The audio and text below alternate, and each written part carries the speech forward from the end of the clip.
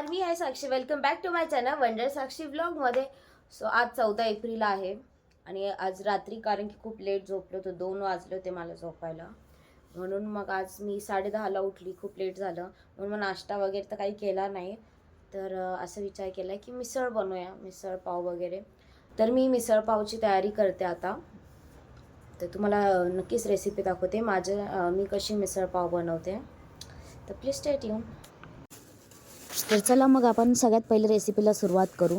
तर सगळ्यात पहिले मी कुकर घेतलं, त्याच्यात जी पण हुसळ होती ती मी सगळी टाकून दिली. सगळ्यात पहिले तर मी काय लोक भाजी जेव्हा करतात तेव्हा त्याच हुसळला शिजवून घेतात, पण मी कुकरमध्ये शिजवून घेते. पाणी टाकलं, हळद टाकली, मीठ टाकली आणि 3 या 4 शिट्टी होईपर्यंत चांगलं शिजून द्यायचं.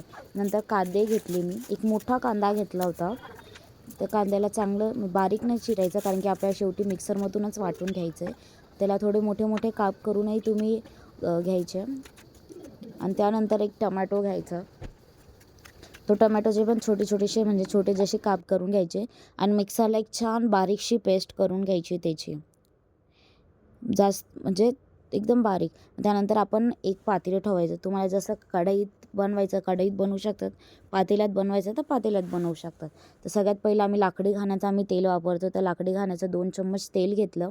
त्यानंतर कढीपत्ता टाकला, जिरे टाकली, मोहरी टाकली आणि आलं लसूण पेस्ट, घरची आलं लसूण पेस्ट आहे ती टाकली. जेवढी जास्त तुम्ही आलं लसूण पेस्ट टाकाल ना तेवढा छान टेस्ट येईल त्याला. तर मग जी आपण पेस्ट केली होती कांदे टोमॅटोची ती टाकायची त्याच्यात आणि त्याला फ्राय होऊन द्यायचं, जास्त फ्राय नाही करायचं. तर म्हणजे मी मीठ टाकून दिलं, म्हणजे टोमॅटो चांगले शिजून जाईल. पहिलेच म्हणजे जेवढं तुम्हाला मीठ टाकायचं, आम्ही सेंदूर नमक टाकतो तर आम्ही थोडंसं 1 चम्मचच टाकतो. थोडंसं पाणी टाकलं, म्हणजे उरलेला जे मसाला लागला होता आपला कांदे टोमॅटोची पेस्ट त्याच्यात पाणी टाकून दिलं. इथे उसळ शिजून गेली होती. तर असा कलर चेंज झालेला आहे आपल्या मसाल्याचा.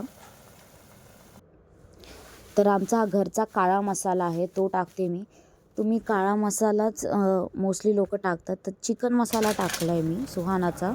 त्यानंतर किचन किंग मसाला टाकला आहे मी आणि आपली लाल थिका, हा थिका एव्हरेस्टचा थिका आहे तो टाकला आहे, त्याच्याने चांगली चव येते. मग त्यानंतर आपलं धने पावडर टाकली मी. त्यानंतर जिरे पावडर आणि चांगलंसं मस्त असं त्याला हलवून त्याच्यात थोडंसं आपण पाणी टाकणार, मसाला जास्त मतलब जळायला नको म्हणून. मग आता जी उसळ होती कुकरमधली सगळी आपण टाकून पाणी सकट टाकायची, म्हणजे आपल्याला परत वेगळं पाणी टाकायची गरज नाही आणि ते पाणीमध्ये पण काही चव राहते, ती आपल्या मिसळला चांगली चव देते.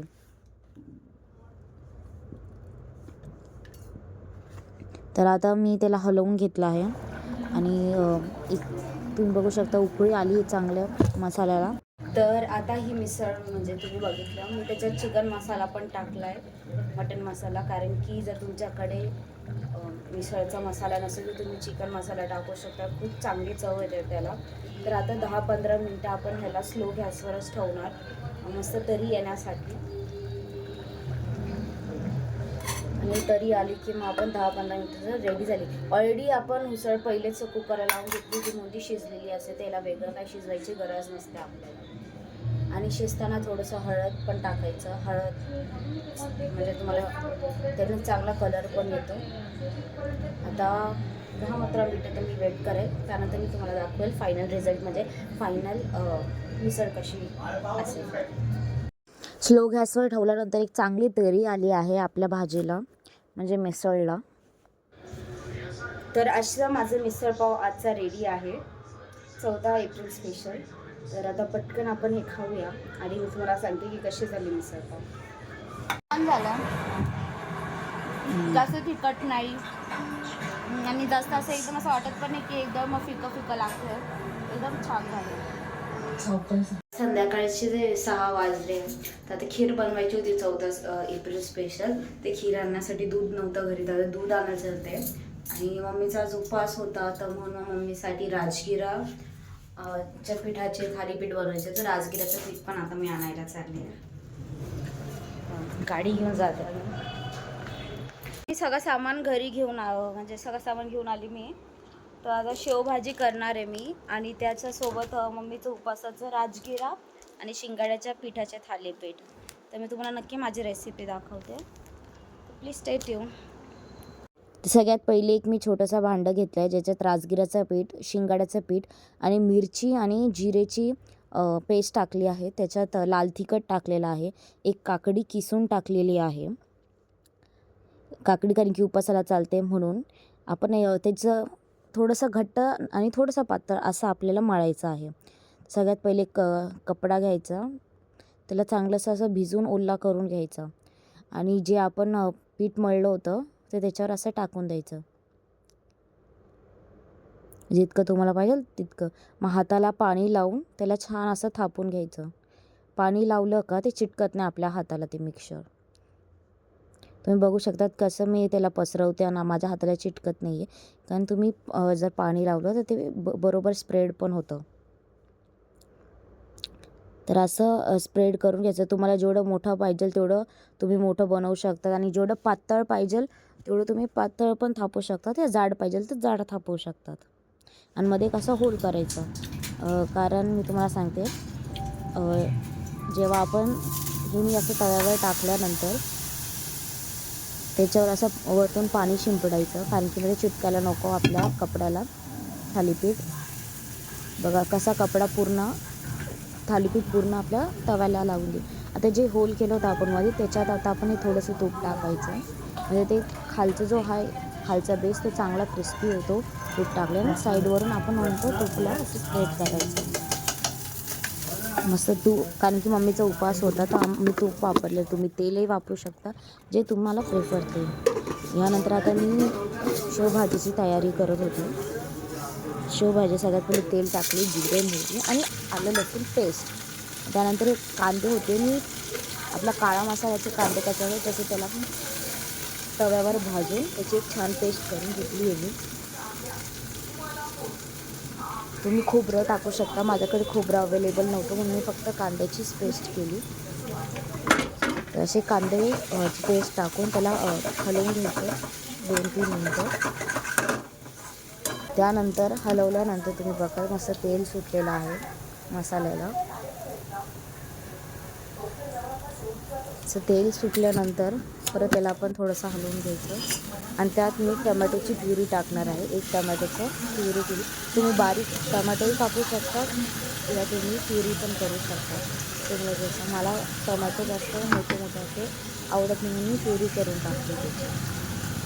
अशी टमॅटोची प्युरी केल्यानंतर टाकल्यानंतर त्या मसाल्याला चांगलं मी हलवणार आहे आता. त्यानंतर मी सुहानाचा हा शेवभाजी मसाला आहे, 10 रुपयाचं पॅकेट आहे, ते मी सगळं आपला मिक्स म्हणजे मसाल्यात टाकलं, फ्राय केलेल्या मसाल्यात. थोडंसं पाणी टाकायचं, जेवढं तुम्हाला लागेल तेवढं तुम्ही पाणी टाकू शकतात. मी जास्त कुठले मसाले टाकले नाही आहे. आता कस्तुरी मेथी टाकते मी. कस्तुरी मेथीने वेगळीच छान चव येते. हा, तर मी सांगत होती की मी जास्त त्याच्यात मसाले टाकले नाही, फक्त शेवभाजीचाच मसाला टाकला. आणि नंतर लाल शेव त्याच्यात काही लोक मसाला म्हणजे गॅस बंद केल्यानंतर मग शेव टाकतात. मला ती शेव थोडीशी घट्ट आवडते म्हणून गॅस चालू असतानाच त्याच्यात शेव टाकून दिली. तर मस्त तुम्ही ब्रेडसोबत खाते मी शेवभाजी आणि सिरियल बघत होते.